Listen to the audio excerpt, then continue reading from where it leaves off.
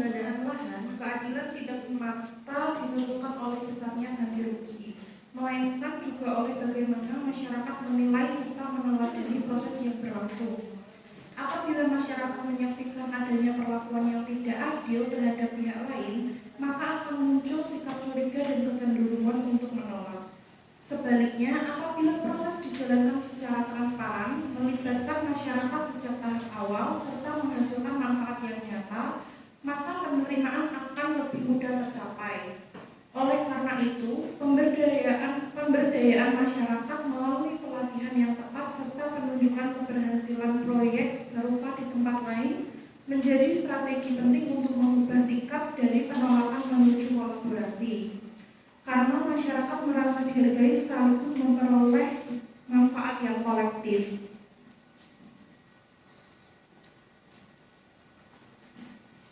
Kepada pembicara kedua. Terima kasih.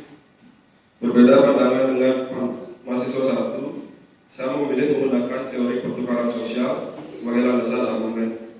Teori ini berangkat dari asumsi bahwa setiap interaksi sosial pada dasarnya merupakan bentuk pertukaran yang selalu melibatkan pertimbangan untung rugi. Dalam konteks pengadaan lahan, masyarakat tidak sekedar memandang tanah sebagai aset fisik, melainkan juga sebagai sumber ekonomi, identitas sosial, dan ikatan kultural. Oleh karena itu, keputusan untuk menerima atau menolak pengadaan lahan sangat dipengaruhi oleh kalkulasi antara manfaat yang diperoleh dengan keraguan, kerugian, dan tanggung jawab. Masyarakat cenderung menerima pengadaan lahan apabila manfaat yang ditawarkan seperti kompensasi ganti rugi yang layak, pembangunan fasilitas umum yang menunjang kebutuhan sehari-hari, serta peluang ekonomi baru yang muncul dari proyek pembangunan lebih besar dibandingkan kerugian yang dialami, seperti kehilangan tempat tinggal, hilangnya sumber mata pencaharian, maupun terputusnya jaringan sosial dan kekerabatan. Artinya, penerimaan masyarakat tidak semata-mata karena adanya paksaan atau kebijakan pemerintah, tapi karena adanya pertukaran yang dianggap rasional dan menguntungkan. Dalam kerangka teori ini, keadilan dimaknai sebagai keseimbangan kekuasaan dan sumber daya. Proses pengadaan lahan bisa disebut adil apabila masyarakat tidak ditempatkan pada posisi tawar yang lemah di hadapan pemerintah atau pihak swasta. Sebaliknya, mereka harus diposisikan sebagai mitra yang memiliki hak untuk menyuarakan kepentingan dan memperoleh imbalan yang sepadan. Dengan demikian, keberhasilan pengadaan lahan tidak hanya diukur dari kelancaran proses administratif, melainkan juga terciptanya hasil pertukaran yang saling menguntungkan dan mampu menjaga keberlanjutan sosial ekonomi masyarakat terdampak. Baik, itu tadi pembicara kedua. Buat pembicara ketiga, dipersilakan. Baik, terima kasih moderator, izin Bapak Astiono. Selamat pagi. Di sini saya ingin berbicara tentang teori pilihan rasional, di mana teori ini mengasumsikan bahwa individu adalah aktor rasional yang selalu mementingkan kepentingan maksimal mereka. Dalam pengadaan lahan, setiap individu akan membuat keputusan berdasarkan kalkulasi biaya dan manfaat pribadi. Mereka akan menerima ganti rugi jika jumlahnya lebih tinggi dari nilai properti dan nilai subjektif kenyamanan mereka.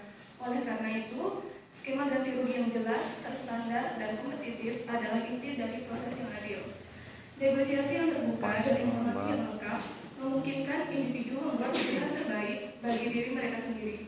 Keadilan di sini adalah memastikan tidak ada paksaan dan setiap individu memiliki informasi yang cukup untuk mengambil keputusan yang paling menguntungkan secara pribadi untuk mereka.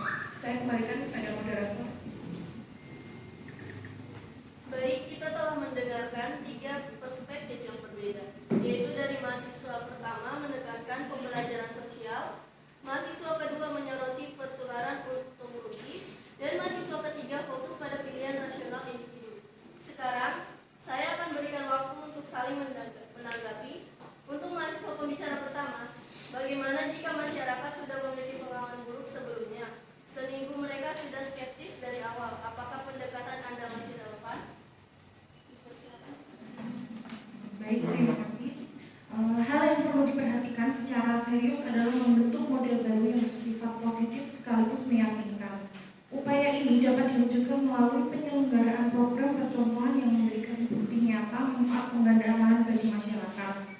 Selain itu, keterlibatan tokoh masyarakat yang memiliki kredibilitas tinggi menjadi faktor yang sangat penting, karena dukungan mereka mampu memberikan legitimasi dan meningkatkan kepercayaan publik. Dengan adanya contoh yang konkret, serta dukungan dari figur yang dihormati, akan tercipta proses pembelajaran sosial yang konstruktif, sehingga masyarakat terdorong untuk bersikap lebih terbuka dan lebih kooperatif.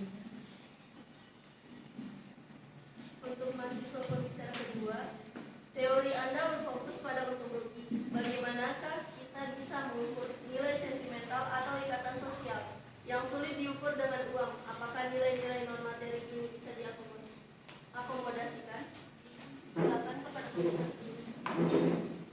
Kerugian non materi seperti hilangnya ikatan sosial, rasa memiliki terhadap tanah leluhur atau tertanggungnya identitas budaya tidak boleh diabaikan dalam proses pengadaan lahan.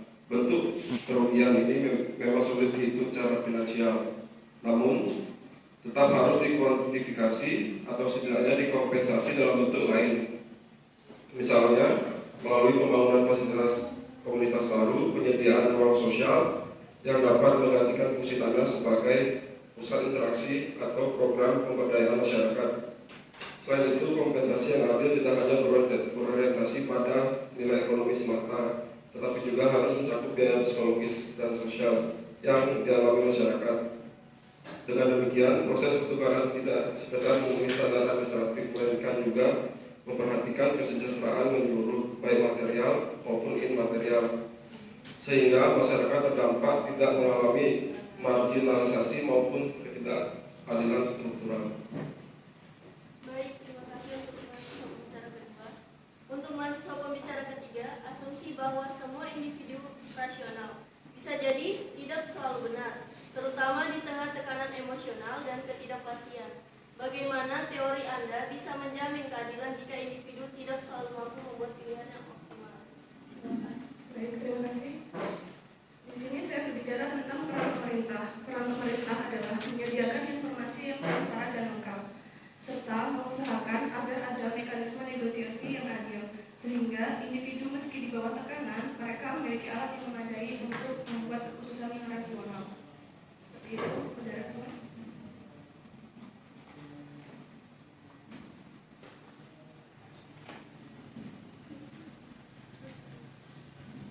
Baik, terima kasih untuk mahasiswa pembicara ketiga.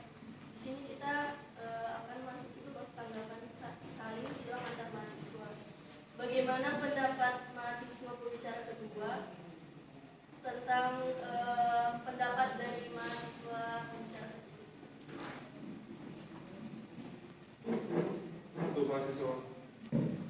Untuk mahasiswa 3, pilihan rasional mengasumsikan semua orang rasional berarti mengabaikan ketidaksetaraan kekuasaan. Seseorang yang miskin tidak punya posisi tawar yang sama dengan pemerintah, sehingga pilihan rasional mereka saling terpaksa. Baik, untuk mahasiswa pembicara ketiga, silakan.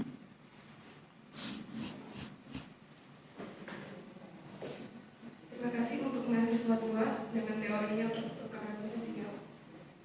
Justru karena itu, mekanisme ganti rugi harus dibuat standar dan tidak bisa ditawar secara individu. Hal ini digunakan untuk menghindari manipulasi, dan ini justru melindungi mereka yang merupakan masyarakat yang lemah. Baik, terima kasih. Untuk mahasiswa pembicara pertama, silakan untuk menanggapi. Perlu dipahami bahwa fokus semata-mata ganti rugi individu berpotensi mengabaikan dampak kolektif yang timbul di masyarakat. Sebab komunitas bukan sekedar sekumpulan individu yang berdiri sendiri, melainkan sebuah kesatuan sosial yang saling mempengaruhi. Apabila masyarakat anggota merasa diperlakukan tidak adil, maka akan muncul sentimen kolektif yang kuat. Sentimen inilah yang pada gilirannya mempengaruhi keputusan individu lain, sehingga penolakan dapat meluas bukan karena alasan personal semata, tetapi karena adanya solidaritas sosial. Dengan demikian, pendekatan yang hanya menitik beratkan pada kepentingan individu tidaklah memadai tanpa mempertimbangkan dinamika dan perspektif kolektif masyarakat secara menyeluruh.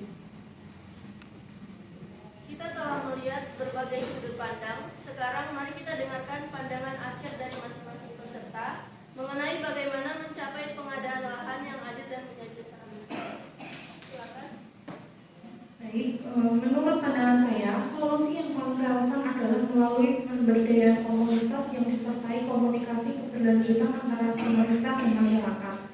Pemerintah perlu menunjukkan keteladanan dengan menjunjung tinggi prinsip transparansi dan integritas dalam setiap tahapan proses pengadaan lahan. Keterlibatan masyarakat harus dibangun sejak tahap awal agar mereka merasa memiliki peran yang berarti dan dalam menentukan arah kebijakan. Selain itu, penyediaan pelatihan keterampilan baru dapat membuka peluang ekonomi bagi warga yang terdampak.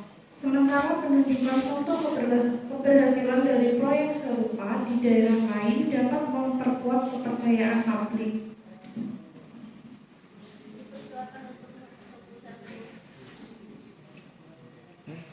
Solusinya adalah membangun mekanisme pertukaran yang seimbang. Pemerintah atau pengembang harus menawarkan paket pertukaran yang lebih dari sekedar ganti rugi moneter, misalnya dengan menyertakan fasilitas publik, sekolah, dan peluang kerja baru. Selain itu, harus ada badan mediasi independen yang bisa menengahi perselisihan sehingga masyarakat tidak merasa berada di bawah tekanan.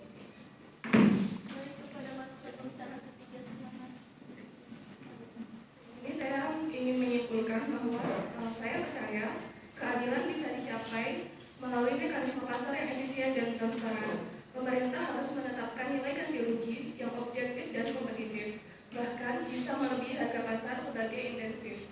Informasi mengenai hak dan ganti rugi harus disebarkan secara luas. Bahkan, individu bisa membuat pilihan mereka sendiri tanpa tekanan, karena pada akhirnya setiap orang tahu apa yang terbaik untuk dirinya sendiri. Baik, itu tadi ketiga tanggapan dari mahasiswa pembicara pertama, kedua, dan ketiga. Terima kasih kepada ketiga mahasiswa atas argumen-argumen yang luar biasa. Kita telah melihat bahwa keadilan dalam pengadaan lahan bisa dimaknai dari berbagai sudut pandang, sebagai proses pembelajaran, sebagai pertukaran yang seimbang, dan sebagai pilihan rasional individu. Ketiga teori ini meskipun berbeda, justru bisa saling melengkapi untuk menciptakan pendekatan yang lebih holistik dan adil. Dengan demikian, berakhirlah debat kita pada pagi hari ini. Semoga diskusi ini bisa memperkaya pemahaman kita semua. Terima kasih. Wassalamualaikum warahmatullahi wabarakatuh.